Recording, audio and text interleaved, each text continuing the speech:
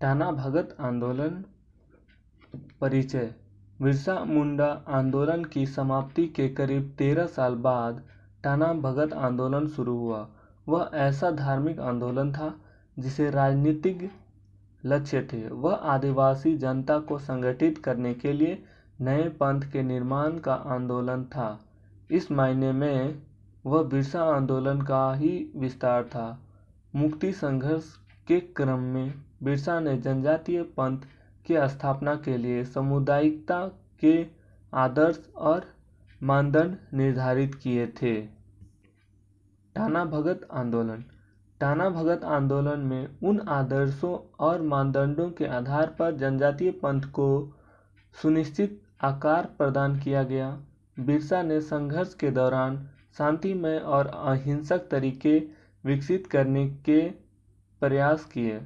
टाना भगत आंदोलन में अहिंसा को संघर्ष के अमोघ वस्त्र के रूप में स्वीकार किया गया। बिरसा आंदोलन के तहत झारखंड में ब्रिटिश हुकूमत के खिलाफ संघर्ष का ऐसा स्वरूप विकसित हुआ जिसको क्षेत्रीयता की सीमा में बांध नहीं जा सकता। टाना भगत आंदोलन ने संगठन का ढांचा और मूल रणनीति में क्षेत्रीयता से मुक्ति रहकर ऐसा आकार ग्रहण किया कि वह गांधी के नेतृत्व में जारी आज़ादी के राष्ट्रीय आंदोलन का अविभाज्य अंग बन गया। उपलब्ध इतिहास के अनुसार जतरा उरांव के नेतृत्व में इस आंदोलन के लिए जो संगठन नए पंथ के रूप में विकसित हुआ उसमें करीब 26,000 सदस्य शामिल थे। वह भी वर्ष 1914 के दौरान में जतरा उरांव का जन्म वर्तमान गुमला जिला के विशुनपुर प्रखंड के चिंगारी गांव में 1888 ईस्वी में हुआ था। जतरा उरांव ने 1914 ईस्वी में आदिवासी समाज में पशु बलि, मांस भक्षण, जीव हत्या, शराब सेवन आदि दुर्गुणों को छोड़कर सात्विक जीवन यापन करने का अभियान छेड़ा। उन्होंने भूत प्रेत जैसे अंधविश्वासों के खिलाफ सात्विक एवं निडर जीवन की नई शैली का सूत्रपात किया। उस शैली से शोषण और अन्याय के खिलाफ लड़ने की नई दृष्टि आदिवासी समाज में पनपने लगी। तब आंदोलन का राजनीतिक लक्ष्य स्पष्ट होने लगा। सात्विक जीवन के लिए एक नए पंथ पर चलने वाले हजारों आदिवासी जैसे सामंतों, साहूकारों और ब्रिटिश साहूकारों के खिलाफ संगठित अहिंसक सेना के सदस्य हो गए।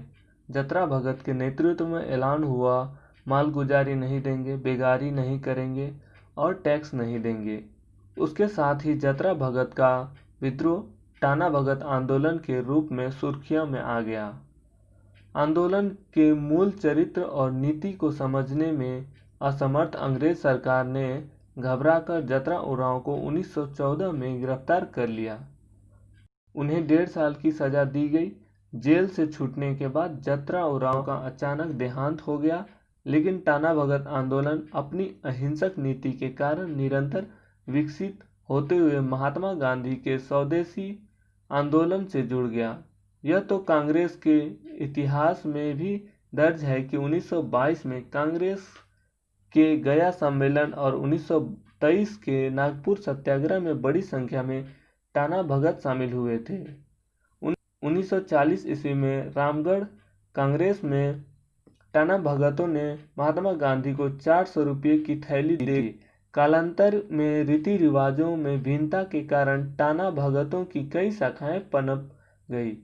उनकी प्रमुख शाखा को सादा भगत कहा जाता है। इसके अलावे बाछीदान भगत, कर्मा भगत, लोधरी भगत, नावा भगत, नारायण भगत, गौरछनी भगत आदि कई शाखाएं हैं।